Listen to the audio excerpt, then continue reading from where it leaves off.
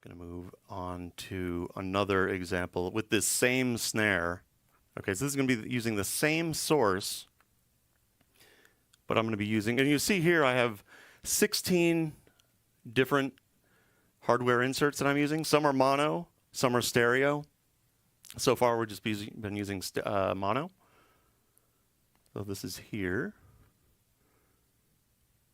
So this one I've changed to 12 to 1, and I've changed the attack and release time.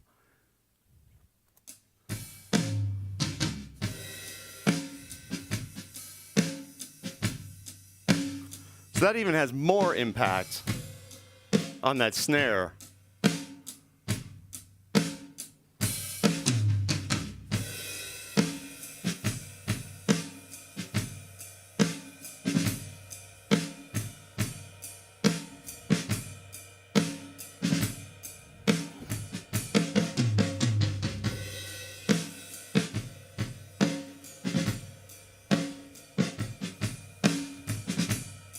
You'll hear on this one, there's a lot of ghost notes on the snare. So in between the big smacks, there's all this little all that kind of thing going on. And that's what I'm kind of trying to get with the 12 to 1 ratio. It's not working perfectly because those are the dynamic range between the two is like whack and then . So what I would do in addition to this is I would do fader rides. So I would have this to start with, which is a great starting place, and then on all those in between ghost notes, which are just the smaller, softer hits that the drummer is doing, which I think are sound amazing but can get lost in a mix. I'm just going through a whole pass of just bringing up those with the faders. So I'm just bringing up the ghost notes, and it seems monotonous, but hopefully you can get it like in one pass, and it's just a couple of minutes, and you got it. But getting all of that out is just like so much of the groove, and usually when I do that, adding the fader rides, and then the drummer hears it, especially actually in this song, the drummer did come back and say he was like, "Wow," he's like, usually no one gets those out. It's like, only I hear it, and I know it because I'm playing it. But, that's awesome that you got that out in the mix. It didn't get lost. But, I mean, that's an important part of the groove. That's part of the, great feel. Yeah, in the back? Yes. The question is there a way to do it without the fader rides to get the ghost notes up to a proper level? With just a piece of like an effect, like a piece of gear kind of thing. I think it's better to do the fader ride. I think it's more musical, personally, and for my mixing, I like to have something that's more musical in the end. You probably can get that. You'd be smashing it, quite a bit to do that. So yes, it's possible, but yeah, I would prefer to do the fader rides.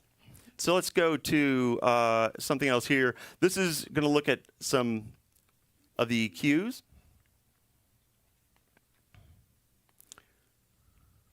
Which is a tambourine, which is a normal tambourine.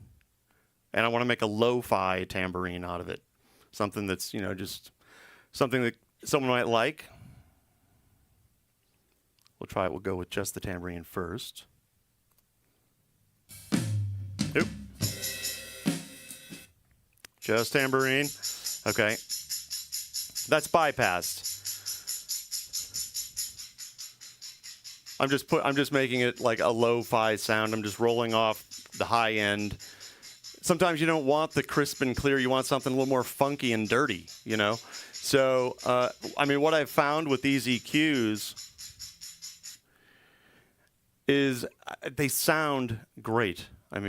They sound, some of them sound like the real gear. Some of the real gear I haven't used in person, so it's great to actually have some of the ones that I've never used. But the ones that I have used, like the Lang EQ, I use all the time, the real gear, and I'll show you that in a little bit. That one sounds very, very close, if not better than the real Lang. First of all, you can have multiple ones instead of one Lang costing $3,000 or $4,000 for one unit, and then you may have a unit that has noise. So for the real piece of gear, and the Antelope guys did an amazing job, putting these together. So I'm already using them in mixing on my HD rig. All right, let's have some fun with some overheads.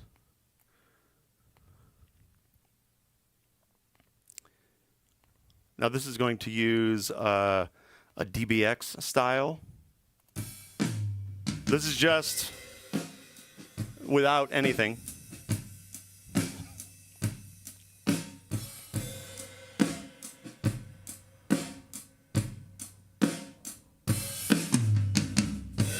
Bypassed. Not bad, it's all right, you know. What I'm trying to get is a compact, you know, the kick and snare being the same level within the overheads. Bypassed.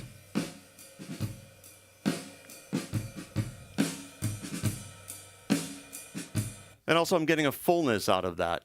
So for me, when I'm using overheads, room mics, I like to get, first of all, I recorded all this, so I'm already having that in mind when I recorded it, but for positioning. But I want to get the full drum sound. Sometimes I'll just get it for like cymbals only, but most of the time I like to hear the full drums out of the overheads. Same with the room mics. I want to hear, you know, I want to hear the kick, the high end if it's, you know, close enough to kind of get that from the cymbals.